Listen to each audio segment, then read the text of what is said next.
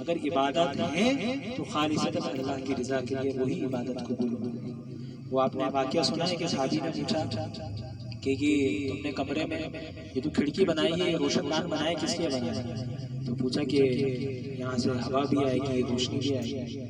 کہا ہوا اور روشنی تو ویسے بھی آتی، تو روشن دان اس لیے بنا لیتا کہ مسجد کی اذان کی آواز آتی، تجھے اس کا ثواب ملتا جب تک وہ کھڑکی لکڑی رہتی آتی۔ تو اپنے ہر اعمال میں ہم نے اپنی نیتوں کو درست کرنا ہے۔ ہم اپنی نیتوں کو نہیں دیکھتے بس رکھ رکھ رکھ پتہ ہی نہیں اصل اس کی نچوڑ، اس کی روح، اس کا مغز تلاش کریں کہ کام ہے کہ روزہ رکھ رہے ہیں پتہ ہی نہیں۔ اور روزے کے حوالے سے کیا فرمایا اس سورۃ میں، یا ایھا الذین آمنوا کتب علیکم الصیام کما کتب علی الذین من قبلکم لعلکم تتقون، اے ایمان والو تم پر روزے فرض کیے گئے جس طرح پہلے امت پر تھے۔ کوئی نئی بات نہیں ہے، پہلی امتیں بھی روزہ رکھتی رہی ہیں۔ کیوں؟ لعلکم تتقون، تاکہ تم متقی بنو، پرہیزگار بنو۔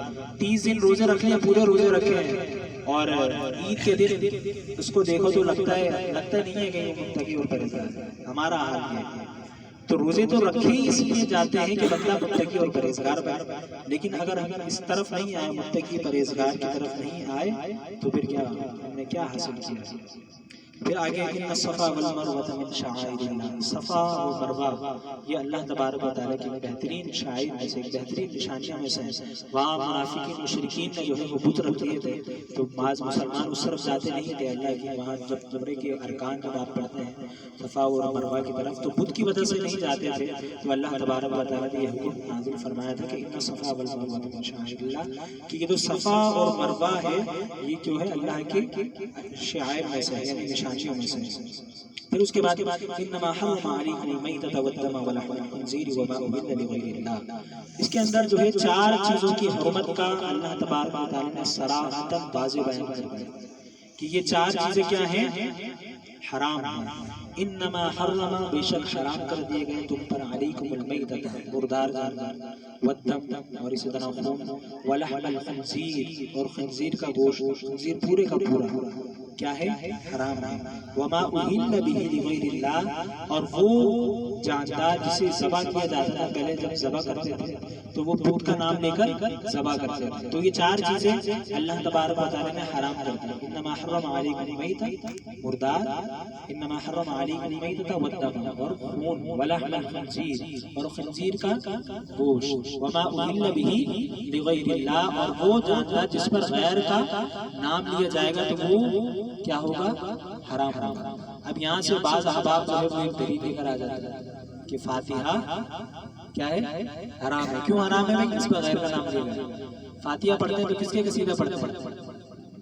ہاں میرا نام ہے نبیل کریم، کیا پڑھتے ہیں؟ ہاں نبیل انسان کبیر صغیر، کیا پڑھتے ہیں بھائی؟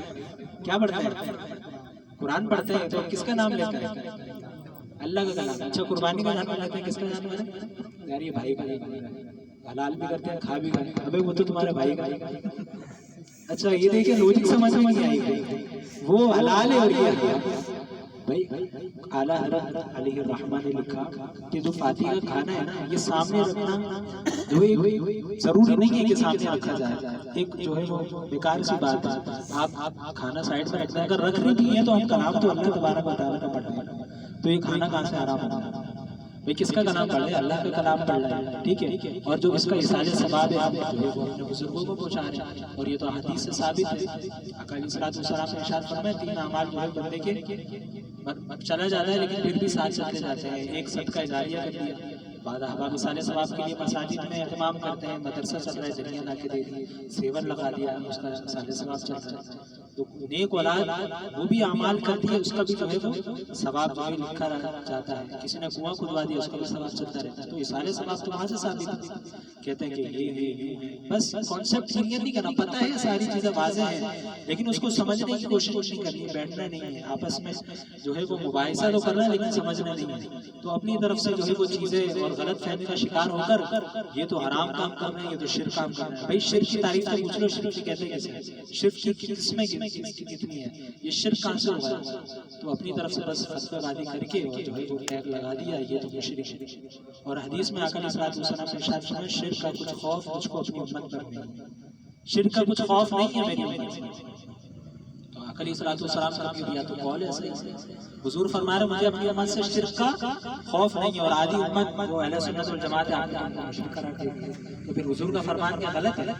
حضور کا فرمان بھی اگر سامنے رکھیں تو اگر سمجھنے کی بات ہے، اگر بیٹھ کر بات کریں سمجھنا چاہیں تو یقیناً چیزیں سمجھ آ جائیں، لیکن سمجھنا نہیں چاہتے وہ پھر ان کی وہ بند ہو جائیں گے، سب ایک ہی ہو جائیں گے تو پھر فائدہ کیا ہوگا؟ ان کے احباب کا اصل مدعا یہی چل رہا ہے، باقی یہی چل رہا ہے.